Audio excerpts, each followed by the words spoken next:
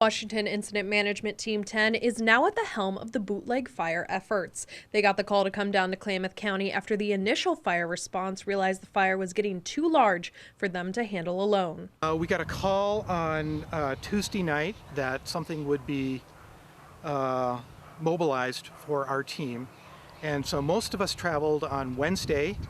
Despite being new on the scene, the team is focusing on reconnaissance, starting with accurate mapping of the growing fire. For many folks, this is the first time they've seen the terrain. But the team isn't fighting alone. Multiple agencies across the state are on hand to help, thanks to Governor Brown's Conflagration Act. They have the opportunity to access more resources, more people, more equipment, but there are also subsequently a lot more moving parts when that happens. Operations Chief Bruce Myers managing much of those resources here at base camp, including an aggressive aerial response. We're using helicopters to drop water. They're reinforcing the lines, the control lines that we're working on.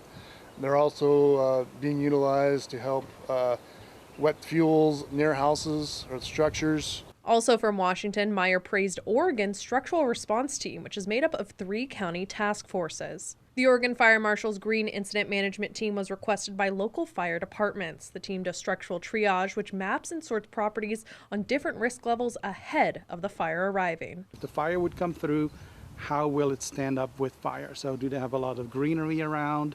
Do they not have brush or combustible items like lawn chairs and pile of wood or firewood? For both the structural team and wildfire operations, the terrain and the weather is making efforts difficult. Steep terrain, rough roads, a lot of potholes, really makeshift roads or driveways that are just kind of in the middle of the wilderness. The last fire that actually burned through there burned over 35 years ago. So we've had 35 years of fuel accumulation.